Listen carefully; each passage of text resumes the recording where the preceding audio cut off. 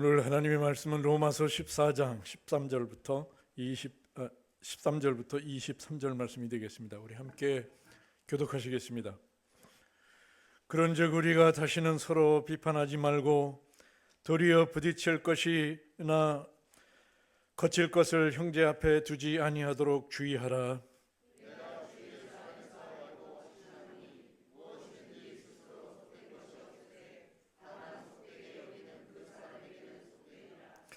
만일 음식으로 말미암아 내 형제가 근심하게 되면 이는 내가 사랑으로 행하지 아니함이라. 그리스도께서 대신하여 죽으신 형제를 내 음식으로 망하게 하지 말라.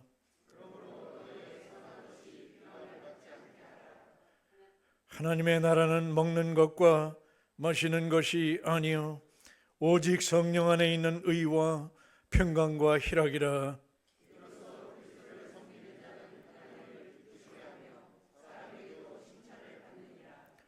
그러므로 우리가 화평의 일과 서로 덕을 세우는 일을 힘쓰나니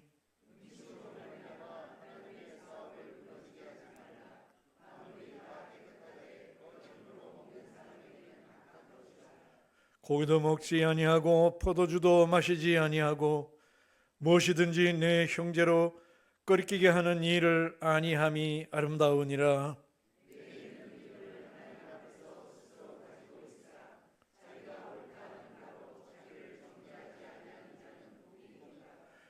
의심하고 먹는 자는 정죄되었나니 이는 믿음을 따라 하지 아니하였기 때문이라. 믿음을 따라 하지 아니하는 것은 다 죄니라. 할렐루야. 주님의 이름을 찬양합니다. 말씀이 육신되어 우리 안에 임하신 주님, 모든 존귀와 영광을 주님께 올립니다. 수많은 죄악으로 죽을 수밖에 없던 우리를 십자가의 구원으로 인도하여 주셔서 주님이 기뻐 받으실 예배자가 되게 하시고 반석 위에 거룩한 믿음으로 자신을 세우며 성령의 인도하심 속에 기도함으로 폭포수 같은 하나님 사랑을 깨닫고 영성에 이르도록 주 예수 그리스도의 긍휼을 구하는 우리의 삶이 되길 원하옵고 기도합니다. 거침없이 믿음의 자리, 은혜의 자리, 말씀의 자리로 인도하신 하나님께 감사드립니다. 장차 나타날 영광의 자리에 기쁨으로 설 수 있도록 우리 것이 되어 주의 것이 되어 주의 길을 함께 걸어가는 우리 고잔교회 사랑의 공동체, 믿음의 공동체가 되어지길 기도합니다. 고잔교회를 이곳에 세우심도 주님이시요 이끌어 가심도 주님이십니다. 우리의 고집과 아집을 주의 십자가 앞에 다 내려놓고 우리를 향하신 하나님의 뜻을 깨달아 인내하며 순종하는 우리 모두가 되게 하옵소서. 이미 출발하여 캄보디아에서 힘쓰고 애쓰는 선교 팀원과 교사와 전도사님들을 매 순간 지켜주시고 최선을 다하는 아름다운 모습들을 유감없이 전하고 돌아오는 아버지 선교 대원이 되게 하여 주시옵시고 귀국 길에도 같이 하여 주옵소서. 또한 이번 주에 떠나는 캄보디아 선교팀에게도 같은 은혜로 함께하여 주시옵시고 은혜 위에 은혜를 더하시어 알찬 계획을 다 발휘하고 돌아올 수 있는 복된 시간이 되게 하여 주시옵소서. 말씀 전하실 우리 목사님 평생의 선하심과 인도하심으로 항상 지켜주시고 사명자의 길을 가실 때에 성령으로 붙드사 주의 진리의 파수꾼이 되게 하시고 영육이 늘 강건함으로 주 앞에 담대히 일할 수 있도록 붙들어 주옵소서. 전하시는 생명력 있는 말씀을 통하여 주님과의 교감을 이루는 복된 시간 될 줄 믿습니다. 육신의 연약함으로 고통 중에 있는 우리 지체들 주여 긍휼히 여기사 주님 손 꼭 잡고 주와 동행함으로 담대히 이겨나갈 수 있도록 힘 주시옵소서. 한 주간도 기쁨과 평안으로 인도해 줄 믿사옵고 예수님의 이름으로 기도하옵나이다. 아멘.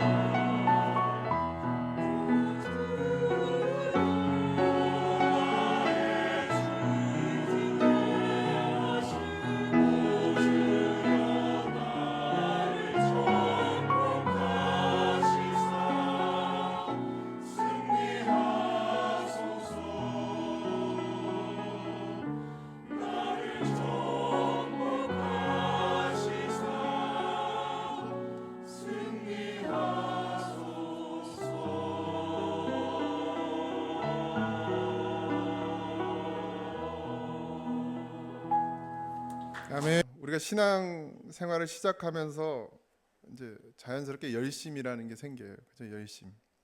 나쁜 건 아니에요. 그죠? 하나님을 믿게 되면 이제 내 인생이 나를 위한 삶이 아니라 하나님의 뜻을 위해 살아야 된다는 걸 깨닫다 보니까 또 하나님을 향한 그 열심이 나타나게 되죠. 그래서 교회 안에는 열심 있는 사람들이 있습니다. 근데 열심이 없는 것도 문제지만 이 또 열심이 문제가 될 때가 있어요. 너무 열심을 내다 보니까 열심 때문에 서로 부딪히는 일들이 생기더라는 거죠. 열심이 없는 사람끼리는 잘 부딪히지가 않습니다. 뭐 교회에서 얼굴을 봐야 부딪힐 거 아니에요. 그냥 주일 예배 드리고 가면 부딪힐 일이 없죠. 근데 그게 좋은 건 아닙니다. 공동체에 소속되어 있으니까 공동체 속으로 들어와야 되는데 들어오질 않는 거죠. 여러분 교회에 속한, 그러니까 내가 등록을 했으니까 고잔제일교회 교인은 맞고 성도는 맞는데 그럼 정말 이 공동체 안으로 들어오는 건 또 다른 개념입니다. 들어와야 돼요. 공동체에 소속되어 있으나 공동체 속에 들어오지 않는 사람들이 있어요. 왜냐하면 공동체 속에 들어오면, 그러니까 더 깊이 들어오게 되면 자꾸 부딪히게 되고 문제가 발생하니까 그게 싫은 사람들이 있죠. 그래서 그것 때문에 떠나는 사람도 있고, 열심 있는 사람끼리 또 각자 옳다고 생각하는 그 자기의 방법대로 하다 보니까 이제 충돌이 생겨요.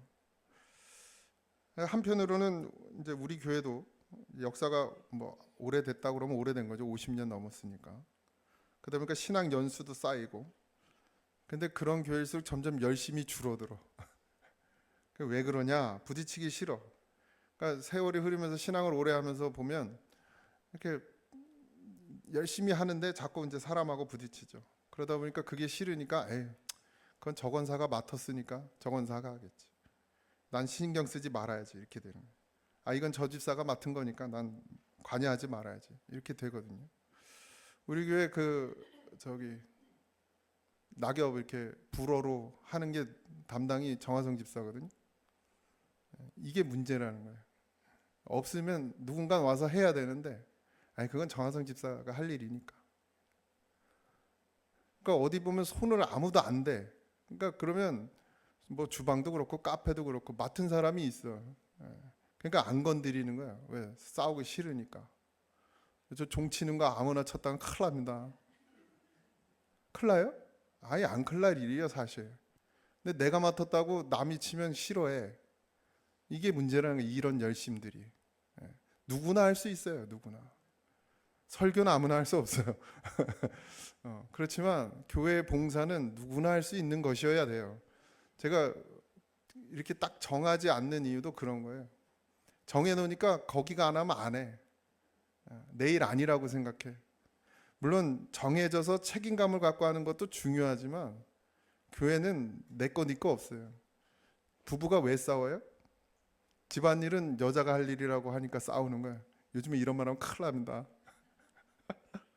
남자는 뭐예요? 주방 설거지 해놓고 내가 도와줬다고 생각해요. 도와준 거예요? 아니에요. 그냥 우리가 다 같이 할 일이에요. 가정을 이끄는 거. 애기 기저귀 갈아주고 아내 일 도와줬다 이렇게 말하는 때가 큰일 납니다. 똥기저귀로 얻어 맞아요. 우리가 자꾸 그런 의식을 가지고 있죠. 여러분 거기서 빨리 벗어나야 돼요. 물론 맡은 자가 있어요. 그렇지만 그건 내 게 아니에요. 내가 할 수도 있고 내가 못 할 수도 있고 또 누군가가 도와줄 수도 있고 같이 할 수도 있어요. 그냥 화장실 모든 담당이 마찬가지죠. 그냥 감동이 오면 하세요. 갑자기 내가 화장실 청소가 하고 싶어. 그럼 누가 하든 상관없이 가서 하고, 권사님 내가 요번에는 이렇게 하고 싶어서 해서 화장실 청소 같은 건 또 기꺼이 내드릴걸? 근데 우리 최혜정 선생님 여기 딱 담당이잖아요. 토요일 날 누가 막 했어. 마음에 안 들어. 기분 나빠하시면 안 돼. 또 하면 되고. 근데 우리는 자꾸 이게 그런 어떤 틀 안에 갇혀서 그것도 열심이죠. 자기 열심. 서로가 서로를 이해할 수 있으면 그 문제는 문제가 되지 않는데 지금 로마서의 이 사도 바울이 이제 먹는 것 때문에 생긴 문제들을 가지고 같이 이야기를 하고 있어요. 이게 먹는 문제만 아니죠. 그러니까 우리 교회는 세월이 지나면서 이게 교회에서 그냥 조용히 지내는 걸 터득한 거야. 그러니까 은혜로 지내는 게 아니라 그냥 조용히 지내는 사람의 방법을 터득한 거야. 관여 안 하면 되고 상관 안 하면 된다. 이렇게 생각하는 것이죠. 근데 거기에 문제가 있습니다, 여러분. 그러면 열심히 하다가 부딪히는 것보다 관여하지 않는 게 옳으냐? 그렇지 않죠. 그렇죠? 공동체 속에 들어와야 하는 것은 분명합니다. 근데 그 속에서 내가 열심히 하는 그 열심이 어디서부터 오는지가 분명해야 돼요. 네. 그러니까 제가 늘 감동 이렇게 말씀드리잖아요. 그러니까 이 감정이 아니라 감동이어야 돼요. 성령의 감동. 어느 날 내가 뭔가 탁 꽂혀가지고 이제 열심히 하고 싶어. 근데 그게 성령이 주시는 마음인지 그냥 내 생각인지 이게 잘 분별을 하셔야 됩니다. 그래서 하는 건 좋지만 안 하는 것보단 하는 게 좋지만 하는데 어떻게 해야 돼요? 잘 해야 됩니다. 잘. 성경에 그리스도인은 목숨을 아끼지 않는 사람이에요. 뭘 위해서? 형제를 위해서. 초대교회 그리스도인들은 그들의 열심은 교회를 위하고 형제를 위해서 나를 내어놓는 믿음이었어요. 그걸 이제 사랑이라고 표현하고 있거든요. 어떻게 그렇게 될 수 있을까? 어떻게 나를 버리고 형제를 사랑할 수 있을까? 우리 이제 오늘 바울이 그 점에 대해서 이제 성숙한 믿음은 뭐고, 공동체는 어떻게 세워가는 것이고, 또 하나님의 나라는 무엇으로 드러나는가에 대해서 계속해서 질문하고 있습니다. 13절을 보면 그런즉 우리가 다시는 서로 비판하지 말고 도리어 부딪힐 것이나 거칠 것을 형제 앞에 두지 아니하도록 주의하라. 믿음의 사람들에게 지금 바울이 당부하는 거예요. 이게 전제 조건이 뭐예요? 믿음의 사람들에게 얘기하는 거예요. 저는 여러분들이 믿음의 사람이라고 생각하게 되면 지금 이 설교를 하고 있는 거예요. 바울은 분명히 먼저 뭐라고 그러냐면 서로 비판하지 말라고 얘기합니다. 비판하지 말고 도리어 뭐 부딪힐 것과 거칠 것을, 그러니까 거칠 만한 것들을 형제 앞에 두지 말라고 이렇게 말해요. 내가 너무 큰 바위가 돼서 길을 막는 자가 되어서는 안 된단 말씀이에요. 내가 하는 일은 내 거야라는 생각. 그래서 아무도 못하게 하고 아무도 못 가게 만드는 것도 문제란 얘기죠. 또 작은 돌이 돼서 걸려 넘어지게 하는 자가 되어서도 안 된다는 거. 이런 거 있죠. 열심히 하고 있는데 에휴, 얼마나 가나 보자. 이런 거. 아무 생각 없이 하는 말들, 가볍게 던진 판단, 뭐 이 정도는 괜찮겠지 했던 그런 태도들. 특히 우리는 나보다 작아 보이는 사람, 또 연약해 보이는 사람한테 말도 쉽게 하고 판단도 쉽게 하죠. 이런 것을 어떻게 하라? 빨리 벗어버리란 얘기예요. 그리고 그렇게 하지 않도록 어떻게 하라? 주의하라. 그래서 주의하란 말은, 조심하라는 것은 우리의 어떤 생각이나 우리의 어떤 육체의 그 힘을 가지고 하는 것이 아니라 하나님을 의지해서 하는 것을 말해요. 이 믿음의 사람에게 이야기하는 거라 했어요. 분명히 믿음이 전제라고 그랬습니다. 믿음은 내가 하는 게 아니에요. 내 안에 그리스도께서 하시는 것이지. 내가 크다고 생각하는 사람은 하나님 보시기에는 작은 자라고 그랬어요. 내가 가장 작은 자라고 하는 사람은 하나님께서 가장 크게 보신다고 그랬어요. 내가 뭔가를 잘하고 열심히 하고 최선을 다하고 교회에서 아주 중대한 일을 맡았어. 그럼 그 사람이 큰 사람입니까? 아니에요. 그럼에도 불구하고 작은 자가 될 때 하나님이 크게 여기시는 거죠. 하나님이 가장 크게 보신다. 근데 여러분, 자기를 속이지 마세요. 그러면 남들 앞에서 작게 보이려고 머리 숙이는 것은 그게 진짜 작아짐인지 아니면 그냥 외식하는 것인지, 사람은 속일 수 있어도 하나님은 다 아세요. 하나님은 속일 수 없어요. 제가 여러분 앞에 이게 여러분들을 존중하고 제가 낮아진 것처럼 보이죠? 아닙니다. 그리고 속으로는 뭐래? 니나 잘하세요. 이런 마음을 먹는 걸 하나님은 안다는 얘기예요. 이제 앞으로 저랑 인사할 때 그런 생각을 갖지 마시고 예를 들자면 그렇다는 거예요. 그러므로 내 말과 내 행동이 누군가를 시험 들게 하고 교회에서 멀어지게 만들고 신앙의 걸음을 멈추게 만든다면 그것은 결코 가볍게 넘길 일이 아니라는 거예요. 오늘 사도 바울의 말씀 14절에서 16절을 보면 내가 주 예수 안에서 알고 확신하노니 무엇이든지 스스로 속된 것이 없으되 다만 속되게 여기는 그 사람에게는 속되니라. 만일 음식으로 말미암아 내 형제에게 근심하게 되면 이는 내가 사랑으로 행하지 아니함이라. 그리스도께서 대신하여 죽으신 형제를 내 음식으로 망하게 하지 말라. 그러므로 너희의 선한 것이 비방을 받지 않게 하라. 바울은 분명히 말합니다. 원칙적으로 보면, 그러니까 하나님이 만드신 것 중에 속된 것이 있습니까? 없죠. 이 땅의 모든 건 하나님이 만드셨어요. 그죠? 그리고 다 보시기에 좋았더라라고 말씀하셨습니다. 뭐 이제 여기 먹는 것, 마시는 것이라고 표현했지만 모든 것을 말이죠. 우리의 일상의 삶의 모든 것. 우리가 흔히 신앙의 문제로 삼는 많은 것들 중에 신앙의 본질은 아닌 것들이 너무 많죠. 교회에서 제가 뭐 가끔 옷 얘기도 하는데, 물론 가장 깨끗한 옷을 입고 오는 건 좋습니다. 하나님 앞에 올 때 그런 마음을 갖는 것도 좋지만 또 그게 전부는 아니에요. 그럼 누더기 같이 입고 온 사람은 그럼 우리가 정죄해야 되느냐? 그렇지 않죠. 다 사정이 있고 다 뭔가 이유가 있고, 설사 그렇지 않더라도 그냥 원래 그 사람이 그러고 다니는 거라 할지라도 우리는 이해하고 기다려줘야 되는 것이죠. 근데 그러질 못해요. 막 정죄하죠. 제가 늘 이 예화가 나올 때마다 하는 얘기가, 제가 고등학교 때인가 옷이 없었어요. 빨았는데 안 말라가지고 추리닝 입고 있다면 추리닝. 그래도 제일 좋은 거 아래 위 깔맞춤한 추리닝 입고 갔다가 망신당했어. 친구가 교회에 왜 추리닝 입고 오냐고. 근데 그때부터 결심했지. 그럼 그게 중요합니까? 그 사정을 모르잖아요. 사정을. 옷이 없었어 진짜.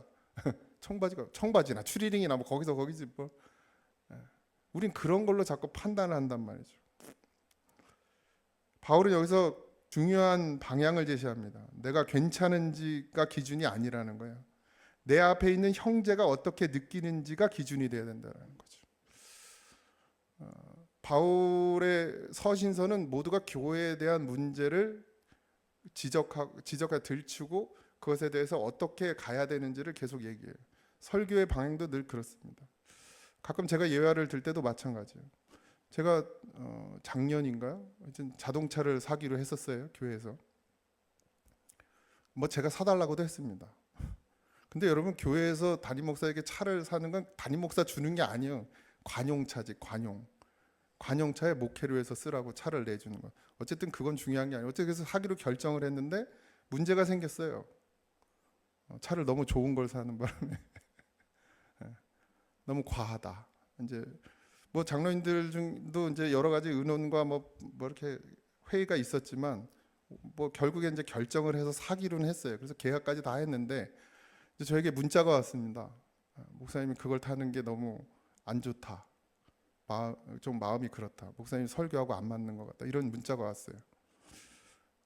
그래서 처음엔 기분이 나빴습니다. 근데 기도했어요. 정말 조금도 내가 욕심이 없는가? 좋은 차를 타고 싶은 욕심이 없는가? 있었어요. 네, 있었어. 그래서 그냥 취소했어요. 가서. 그리고 한동안 힘들었습니다.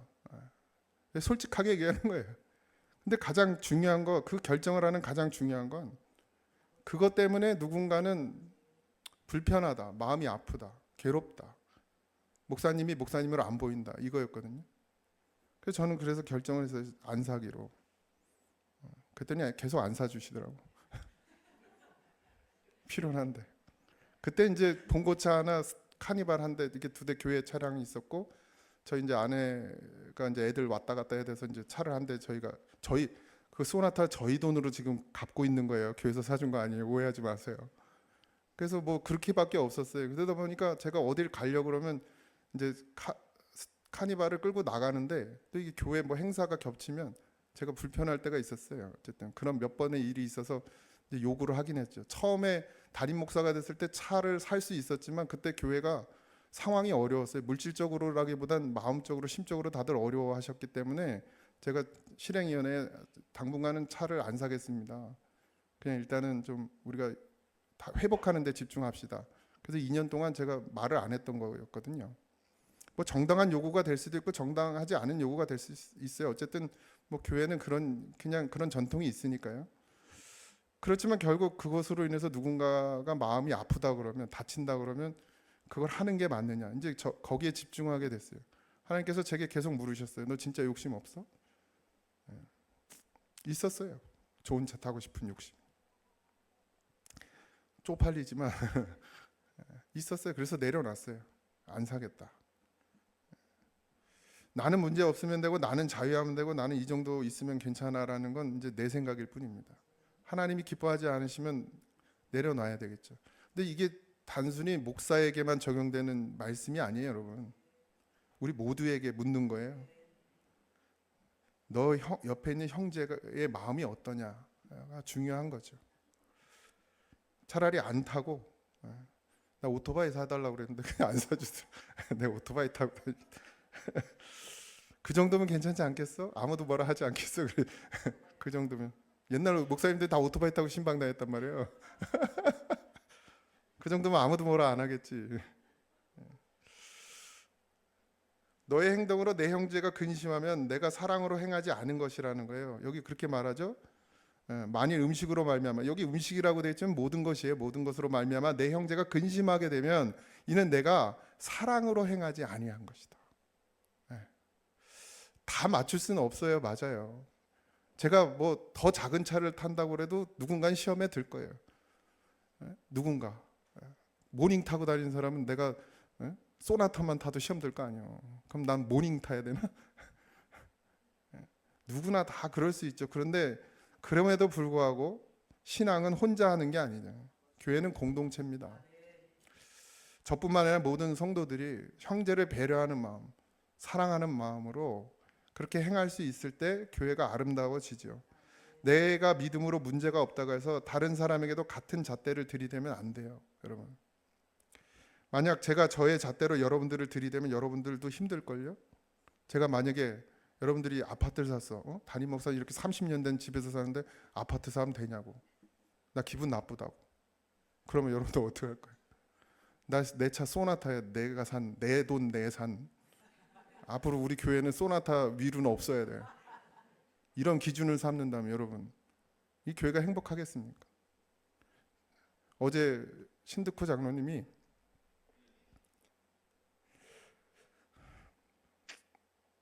차를 사서 왔어요. 기도해달라고. 난 너무 좋았어요. 그 뭐 상황을 아니까 정말 기쁜 마음으로 기도해주고 축하해줬어요. 나보다 좋은 차야. 네.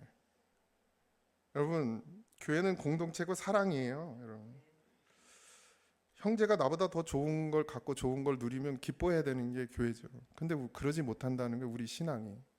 네. 그렇다고 제가 여러분들 제가 좋은 차를 타면 기뻐하라는 얘기는 아닙니다. 여러분들 각자의 마음이겠지. 네. 그러니까 자기의 잣대로 되면 우린 서로 불편해질 수밖에 없어요. 네. 그래서 항상 주님으로 해야 돼요. 주님으로. 주님의 마음으로. 낮고 천한데도 이루어야 되고 가장 높은 자리에도 이르러야 돼요. 그러나 그게 우리의 삶의 문제가 되지 않아야 돼요. 부자가 되건 가난하든 그건 교회에 들어오는 조건이 아닙니다. 누구나 와서 함께 누리고 함께 해야 돼요. 그럼 부자가 됐으면 하나님이 주신 것이니까 그걸 교회를 해서 사용하면 되는 것이고, 가난한 자는 교회에 들어와서 조금 자기에게 도움을 받으면 돼요. 그게 부끄러운 일도 아니고 그게 자랑할 일도 아닙니다. 그냥 당연한 일이에요. 당연한 일. 왜? 하나님이 내게 주신 것이니까. 내게 아니라 주님의 것이잖아요. 할 수 없는 것을 못하는 건 당연합니다. 그러나 할 수 있는데 안 하는 건 그게 성숙한 믿음이죠. 내가 충분히 할 수 있어. 그렇지만 그래도 안 하고 교회를 위해서, 형제를 위해서 나를 희생할 수 있는 것, 그게 성숙한 믿음이란 말이에요. 여러분도 다 여러분들의 상황이나 환경이나 맞게 할 수 있어요. 우리 애들은요 어디 놀러도 못 다녀요. 내가 바빠가지고. 하은이는 에버랜드도 한번 아직 못 가봤어. 하진이는 그래도 혜택을 많이 받았지. 왜 그때 해필 교회에서도 에버랜드를 가고 지방에서도 에버랜드를 가고 따라갔지만 하은이는 한 번도 못 갔어요. 어디 놀러를 못 갔어요. 그럼 내가 놀러 다니는 집사들 데리고 우리 애들은 놀러도 못 가는데 지들은 좋은 데 데리고 이러면 되겠어요? 이거 진짜 그냥 하는 말이요. 내가 그런 생각 간다는 게 아니고 오해하지 마세요. 그럼 우리 애들도 좀 데리고 가든가. 진짜 성숙함, 그러니까 진짜 하나님을 바라보면 그게 뭡니까? 그가 잘 되든 안 되든 잘 되면 정말 기뻐하고 축하해주고 안 되면 같이 마음 아파하고 기도해주고 도와줄 수 있는 것, 그게 성숙한 믿음이죠. 예. 그 17절에 오늘 하나님의 나라는 먹는 것과 마시는 것에 있지 않고, 이게 아주 오늘 설교의 핵심인데, 것이 아니요 오직 성령 안에 있는 의와 평강과 희락이라 했어요. 하나님의 나라는, 우리가 하나님의 나라를 소유하기 위해서 교회에 있는 거예요. 그러니까 이런 것들 때문에 하나님의 나라를 빼앗기지 말라는 거죠. 그건 아무것도 아니라는 거예요. 썩어도 없어질 것이는. 그래서 그리스도를 섬기는 자는 하나님을 기쁘시게 하며 사람에게도 칭찬을 받느니라. 그러므로 우리가 화평의 일과 서로 덕을 세우는 일에 힘쓰나니. 뭘 힘써야 되느냐 우리가. 하나님의 나라는 규칙이 아닙니다. 하나님 나라는 관계예요. 관계. 무엇을 먹느냐 마시느냐라는 관계, 즉 사랑 안에 있느냐가 중요한 거예요. 먹을 수도 있고 못 먹을 수도 있어요. 하나님과의 관계 안에 의가 생겨요. 이웃과의 관계 안에서 평강이 생기고 그 관계 속에서 뭐가 나오냐? 기쁨, 희락이 흘러나옵니다. 예수님은 하나님의 나라에 대해서 여기 있다 저기 있다 하지 말라고 그랬고, 하나님의 나라는 어디에 있다? 너희 가운데 있다. 하나님의 나라는 우리 중심에 있어요. 또 우리 관계 속에, 우리의 삶 속에 있습니다. 보십니까 여러분들? 교회 안에서 또 여러분의 삶 가운데서 하나님의 나라를 보고 계십니까? 하나님을 기쁘시게 하는 삶은 내가 무엇을 지켰느냐가 아니에요. 내가 이렇게 살았다가 아니라 나는 과연 어떤 사람으로 이 공동체 속에서, 이 삶 속에서 살아가고 있느냐가 더 중요해요. 어떤 사람으로. 어떤 사람으로. 그리스도의 사랑으로 살아야죠. 그리스도의 사랑. 20절에서 21절입니다. 음식으로 말미암아 하나님의 사업을 무너지게 하지 말라. 만물이 다 깨끗하되 꺼리낌으로 먹는 사람에게는 악한 것이라. 고기도 먹지 아니하고 포도주도 마시지 아니하고 무엇이든지 내 형제로 꺼리끼게 하는 일을 아니함이 아름다우니라. 하나님의 역사는 뭐예요? 살리는 거예요. 살리는 것. 무조건 살린다. 제가 낭만 닥터를 좋아하는 이유가 그거라 그랬잖아요. 법이, 제도가 중요한 게 아니고 돈이 중요한 게 아니라 사람은 살려야 된다. 그게 의사에 가져야 될 마음인 것처럼, 마인드인 것처럼 우리는 영혼을 살린다. 여기에 집중해야 돼요. 먹는 것 하나, 마시는 것, 우리가 누리고 있는 것들 때문에 하나님의 구원의 역사를 가려서는 안 된다는 얘기예요. 뭐가 중요합니까? 무엇이 중요한데? 무엇이 중요한디? 예? 그게 뭐 그렇게 중요합니까? 예? 그럴 수도 있고 저럴 수도 있죠.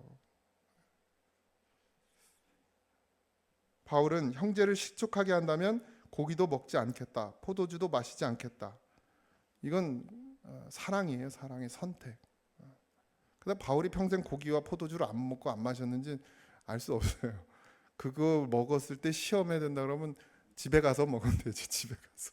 아무도 안 보는 데서. 자기가 떳떳하다면. 자기가 그게 꺼려지면 집에 가서도 먹으면 안 되고, 자기가 그게 꺼리낌이 없는데 형제를, 그걸 보는 형제가 시험에 들 것 같으면 거기선 하지 않는 것이 맞다는 것이죠. 먹는 것뿐만 아니라 말도 마찬가지고 행동도 마찬가지고. 신앙의 목표는 내가 자유를 끝까지 누리는 것이 아닙니다. 그러니까 여기서의 자유는 그런 자유가 아니에요, 그죠? 예수님만의 자유는 우리가 뭐 여행 다니고 골프 치고, 이 골프를 또 특정해서 그런데 우리나라는 아직 골프가 조금 아직도 그렇잖아요. 뭐 좋은 차를 타고 다니고 좋은 집에 살고 명품 가지고 다니고, 뭐 자유, 내 자유지. 맞아요, 자유예요. 우리 아내는 누가 MCN 그 장바구니 같은 이만한 가방을 줬어요. 우리 연수가 거기 퇴사하면서. 난 왜 안 주고 우리 아내만 주는지 모르겠죠. 특정 브랜드를 말씀드려서 죄송하지만, 근데 그걸 못 들고 다녀요. 누가 뭐라 그럴까 봐. 제가 왜 파크랜드에 있는지 아십니까? 내가 명품 입으면 또 뭐라 그럴까 봐 안 입는 거예요. 말은 뭐 나는 몸매가 이래가지고 명품이 안 어울려 이렇지 얘기하지만 못 들고 나와요. 바보같이. MCM이 무슨 또 명품도 아니잖아요, 사실. 그리고 명품 좋아하지 마세요. 제가 새벽기도 때 말씀드렸죠. 명품이 어떻게 우리 손에 오는지. 명품 있는 사람 잘 들으셔요. 명품 브랜드가 있어요. 뭐 루이똥 뭐 이런 거. 그럼 얘네가 이제 하청을 줘요. 가방을 만들으라고. 그럼 얘네가 또 하청을 줘. 저런 동남아시아. 그럼 이 하청에 하청을 주면 여기서 내가 그 공장을 봤어. 아주 그냥 형편없어. 무슨 돼지우리깡 같아. 근데 그런 데서 가방을 만들어. 그럼 요걸 여기다가 15만 원에 팔아. 13만 원, 15만 원에 팔아. 그럼 여기 중간업자는 자기는 만들지도 않고 요걸 35만 원에 여기 루이똥에다 갖다 줘. 그럼 이 루이똥은 만들지도 않고 아무것도 안 해놓고 거기다가 마크 딱 박아서 300만 원에 팔아요. 이게 명품이요. 속지 마세요. 명품 좋아하는 거 버리세요, 버려. 근데 그게 자유라고 내 맘대로 누리고 산다? 그걸로 인해서 형제의 마음이 아프고 형제의 마음이 다치고 교회를 떠나게 되면 여러분 그건 우리가 감당할 수가 없어. 그래서 참 답이 안 나오잖아요. 그럼 어떡하라는 거예요, 목사님? 이제 앞으로는 뭐 아무것도 하지 말라니. 하세요, 조용히 몰래. 죄는 아니야. 분명히 이게 죄는 아닙니다. 좋은 차 타고 좋은 집 사는 게 죄입니까? 죄 아니에요. 하나님 내게 주신 것을 누리는 건 복이죠. 그러나 과하지 말라는 거죠. 그리고 그럴 수 있으면 차라리 그것을 가장 좋은 곳에, 선한 곳에 사용하면 더 아름답겠죠. 물론 선한 것과 아름다운 것들도 쓰고 남아서 또 좋은 차도 사고 좋은 집도 사면 괜찮나요? 그건. 근데 하나님께 드린 건 인색하면서 나는 막 어디 다니고 막 그러면 안 된다는 얘기라는 거예요. 신앙의 목표는 내가 자유를 끝까지 누리는 게 아니라 내 자유를 내려놓음으로 다른 사람을 살리는 것이 신앙이에요. 성령의 열매의 마지막이 뭔지 아시죠? 모르죠? 한참 생각해. 사랑과 희락과 화평과 오래 참음과 자비와 양성과 충성과 온유와 절제. 마지막이 절제. 절제 없는 자유는 믿음이 아니라 욕심이 될 수 있습니다. 제가 절제하고 있어요. 오토바이가 정말 타고 싶고 사고 싶은데 절제하고 있어요. 난 오토바이 탄다고 죽을 거라. 차 타면 안 죽어. 사고 나면 다 죽지. 근데 절제하고 있어요. 왜? 1번 우리 아내가 시험 들어. 이혼하래. 혼자 살으래. 우리 아들이 벌써 오토바이를 배우고 싶다 그랬다. 타고 싶다 그랬다. 그래서 내가 가르쳐 준다 그랬더니 난리가 났어. 가장 이상적인 것은 모두가 성령 안에 있어서, 그죠? 우리가 꿈꾸는 이상은 모두가 성령 안에 있어서 거치는 자도 없고 걸리는 자도 없으면 정말 좋겠어요. 그죠? 모두가 성령 안에 있으면 거치는 자도 없겠죠. 그리고 걸려 넘어지는 자도 없을 거예요. 근데 그보다 더 좋을 수 없겠어요. 그죠? 그러나 그건 바람이지만 마지막 현실은 우리 안에 연약한 심령들이 있고 또 나도 언제나 넘어질 수 있는 자이잖아요. 그러다 보니까 뭐 해야 돼요? 주 안에서 있어야 되죠. 계속 믿음을 하나님 앞에서 가지래요. 22절에서 23절인데 내가 있는 믿음을 하나님 앞에서 스스로 가지고 있으라. 자기가 옳다고 하는 바로 자기를 정죄하지 아니하는 자는 복이 있도다. 의심하고 먹는 자는 정죄되었나니 이는 믿음을 따라 하지 아니했기 때문이라. 믿음을 따라 하지 아니한 것은 다 죄니라. 우리가 뭐 정해서 이건 죄고 이건 죄가 아니다라고 말할 수 없어요. 목사가 비싼 차를 타면 그건 죄가 됩니까? 모닝 타면 죄가 안 되나요? 그건 그런 문제가 아니에요. 근데 믿음으로 하나님 앞에 섰을 때 그것이 하나님이 기뻐하지 않는다면, 내가 꺼리낌이 있다면 그건 죄가 된다는 얘기예요. 모닝을 타도 꺼리낌이 있다 그러면 그건 죄가 되는 거예요. 난 모닝 탈 땐 꺼리낌이 있어. 큰 차 탈 땐 꺼리낌이 농담이에요. 또 이거 다 제가 처음에 아내를 만났는데 내가 그냥 이렇게 농담을 했단 말이에요. 우리 아내는 웃자고 얘기하면 죽자고 되며 농담이 안 통하는 사람이에요. 그래서 제가 가끔 설교할 때 이렇게 농담을 던지고 집에 가서 후회해요. 이걸 또 진짜로 오해하는 사람이 있겠구나 이렇게 생각이 들 때가 있어요. 우리 목사님은 욕심이 많아요 또 이러고 다닐 수도 있는데 뭐 그러거나 말거나. 하나님 앞에 믿음대로 하라. 신념에 따라 그 일을 하고도 죄책감을 느끼지 않는다면 그게 복이다. 지금 이 얘기를 하는 거예요. 내가 이 말과 행동을 하면서 하나님 앞에 부끄럽지 않은가? 내 양심은 평안한가? 옳지 않은 행동, 사랑이 아닌 행동을 하고도 스스로 정죄함이 없다면 그건 양심에 화인 맞은 자가 거고요. 적어도 우리가 그리스도인이고 믿음의 사람이면 반드시 꺼리낌이 있다. 양심의 평안함을 못 느끼, 평안함이 없다라고 생각되는 것, 그것은 죄가 된다는 얘기입니다. 그래서 어떻게 해요? 쳐내야 되죠. 디모데전서 4장 1절에서 12절에 보면 그러나 성령이 밝히 말씀하시기를 후일에 어떤 사람들이 믿음에서 떠나 미혹하는 영과 귀신의 가르침을 따르리라 하셨으니 자기 양심이 화인을 맞아서 외식함으로 거짓말하는 자들이라 이랬습니다. 그러니까 내가 옳지 않은 행동을 하고 사랑이 아닌 행동을 하고도 나는 주를 위해 산다, 하나님을 위해서 했다, 나는 자유하다, 자유하다. 교회 안에서 이렇게 얘기하는 건 양심에 화인 맞은 자라는 거죠. 그렇게 되지 않아야 됩니다. 우리가 다 깨어 있어야 돼요. 의심하면서 하는 행동은 이미 죄라는 거예요. 내가 뭔가 찝찝한데 하는 건 다 죄가 된다는 것이죠. 성령이 그걸 가르쳐 주셔요. 선한 양심. 이게 성령의 양심이거든요. 반드시 내가 무언가를 할 때 하나님이 그것에 대해서 성령이 말씀하세요. 그래서 우리가 영적으로 민감해져야 된다는 건 그런 부분이에요. 그래서 그게 안 될 때 계속 기도해야 돼요. 그 문제에 대해서. 이게 어떻게, 하나님이 이걸 어떻게 생각하시는지, 또 내 마음은 진짜 이게 진리 가운데 거하는 건지 아니면 정말 내 욕심 때문인지, 이거 분명히 분별할 수 있어야 돼요. 그래서 만약에 욕심에 치우치는 것이라면 그게 무엇이 됐든지 쳐내야 됩니다. 전통도 필요 없고 법도 필요 없고 다 필요 없어요. 하나님이 기뻐하시지 않는 일은 하지 않는 게 맞죠. 하나님 앞에서 확신이라면 그 믿음을 가지고 흔들리지 않고 살아가라. 지금 바울은 이렇게 이야기하고 있어요. 근데 어디서요? 하나님 앞에서예요. 여러분, 이게 중요합니다. 교회 안에 실수하는 사람들이 많아요. 큰 소리 치고 막 자기는 하나님 뜻을 따라고 한다고 하는데 많은 사람들에게 상처를 주고 아픔을 주는 사람들이 있어요. 그래서 우리가 잘 이걸 분별할 수 있어야 됩니다. 여기서 말하는 확신은 자기 확신이 아니에요. 성령이 주시는 확신. 분별이에요. 분별할 수 있어요. 성령은 지혜의 영이라고 그랬어요. 분별하게 하십니다. 바울이 분명히 말합니다. 강한 믿음은 약한 믿음을 이기는 믿음이 아니라 약한 믿음을 살리는 믿음이다.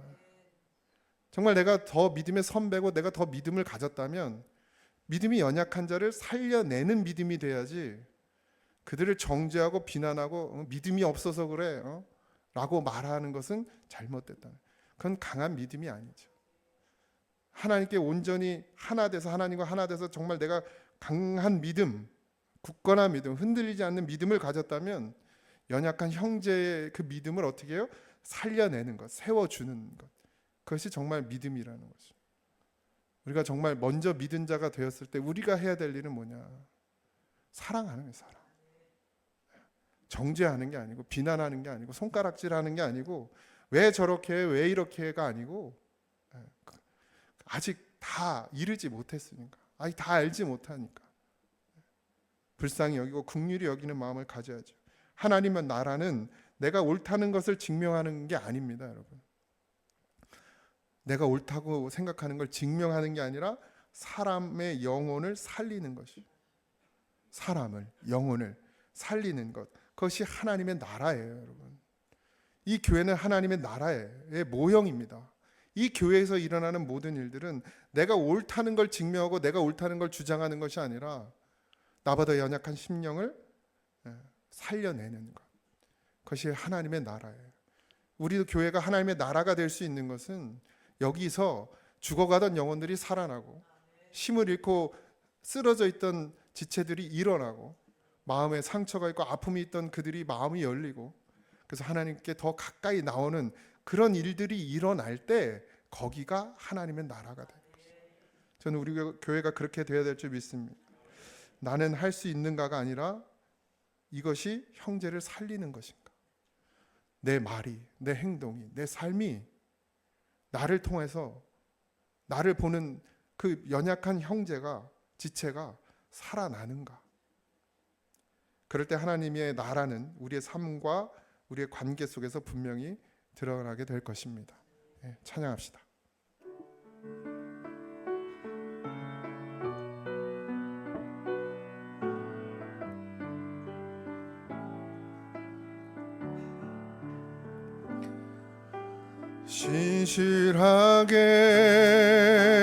진실하게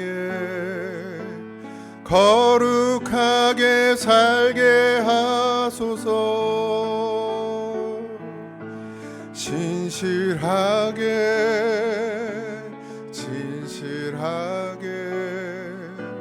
거룩하게 살게 하소서. 진실하게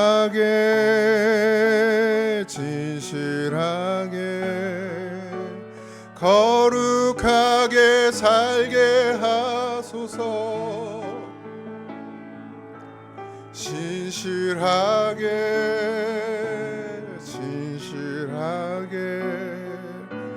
거룩하게 살게 하소서.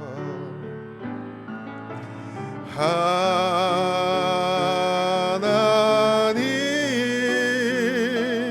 나의 마음 만져 주소서. 하나님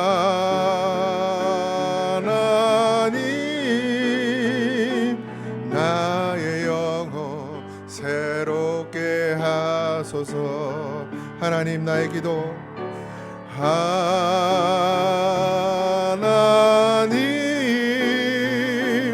나의 기도 들어주소서. 하나님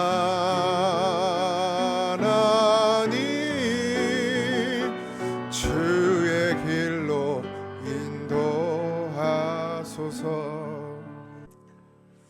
신실하고 진실하게 그렇게 하나님 앞에 나아가길 원합니다. 주여, 하나님을 사랑한다고, 하나님을 위한다고, 교회를 위한다고 하면서 때로는 내가 옳다고, 내가 맞다고, 나를 주장하고 나를 내세우고, 아버지 하나님, 그렇게 영혼을 가벼이 여기는 자가 되었습니다. 죄 용서하시고, 교회는 하나님의 나라의 모형인 줄 압니다.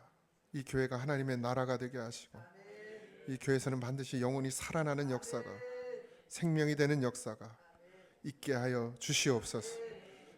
나보다 남을 낮게 좋게 여기고, 아버지 하나님, 내가 믿음이 있다면 믿음이 없는 자를 품을 수 있고 사랑할 수 있고 살릴 수 있는 그런 증거를 드러내게 하여 주옵소서. 이제는 우리 주 예수 그리스도의 은혜와 하나님 아버지의 크신 사랑하심과 성령님의 강화 감동 역사하심이 진실하게 하나님 앞에 거룩하게 살기를 원하는 사랑하는 성도들 위해 이제부터 영원토록 함께 하시기를 간절히 축원하옵나이다. 아멘.